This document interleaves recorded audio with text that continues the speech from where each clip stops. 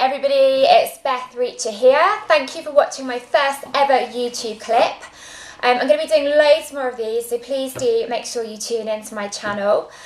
But today I want to talk to you about the power of affirmations as opposed to affirmations. So affirmations is spelled with an O and affirmations with an I. Now, you've probably all heard of affirmations. I'd say that they're probably the most heavily promoted self-development technique in the whole kind of coaching self-development world. And the idea is that if we want to be a certain way or in a certain state that's going to really assist us and help us achieve the thing that we want, we just keep saying over and over again the positive statements in line with that state. So for example, if I've got an interview coming up and I really want to be super duper confident, the idea would be that I just say to myself over and over again, I am confident, I am confident. Now the big problem with this is that it's one thing to actually say something and a completely other thing to believe it deep inside. And actually what can end up happening with this kind of affirmation technique is that you end up feeling pretty crap because you're telling yourself something, but you're not necessarily feeling it inside. In fact, there's probably a little voice in there that's saying, you know, you're not really that confident at all, and reminding you of all those previous times where you've actually failed and you've not felt confident. And actually, rather than have a positive intent, it ends up doing the complete opposite and making you feel really inadequate and more stressed and more anxious. So instead of affirmations, I think that affirmations are completely the way forward. So affirmations are, well, they have the same objective as affirmations. Sorry, I'm conscious that this is getting really confusing. So affirmations with the O are different to affirmations because what they do is create questions. So rather than an affirmation, which would be a statement like I am confident, an affirmation would turn that into a question. So it would say, why am I confident?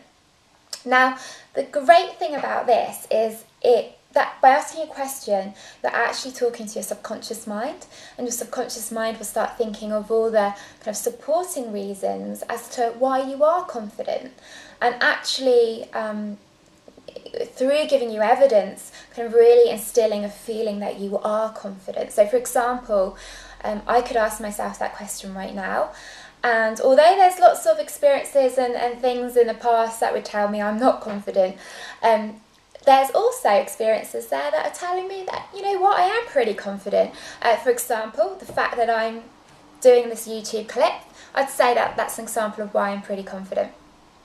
So what that's doing is actually making me feel confident. It's making it real for me.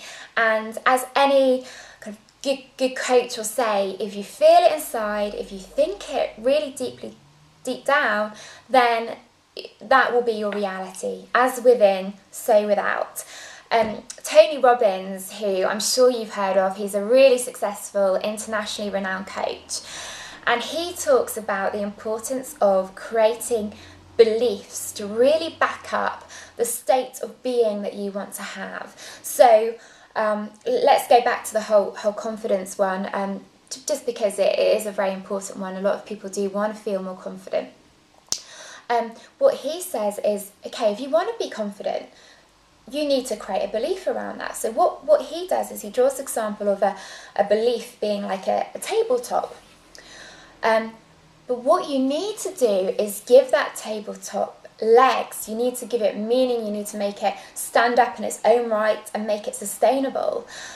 So what affirmations do is similar to giving a table legs and a belief legs, is it gives examples to make that state that you want actually true for you. So it backs it up and it makes it really real. So I'm conscious that's quite a convoluted way to explain it, but I'm hoping that you're getting the gist of this. Affirmations, you know, often it's just empty sayings that you're saying to yourself. Sounds lovely, sounds pretty, but If you don't feel it inside, it's a complete waste of time. Instead, opt for affirmations, which will get your subconscious mind thinking of solid examples and reasons that support that state, to make it real, to make you actually step into that state that you want, and create the experiences that you want, because if you feel it inside, you'll create it as your reality. I really hope that's been useful for you. Because it is my first YouTube clip, it would be wonderful if you could just write a comment, let me know what you think, and I will be speaking to you soon. Thanks for listening.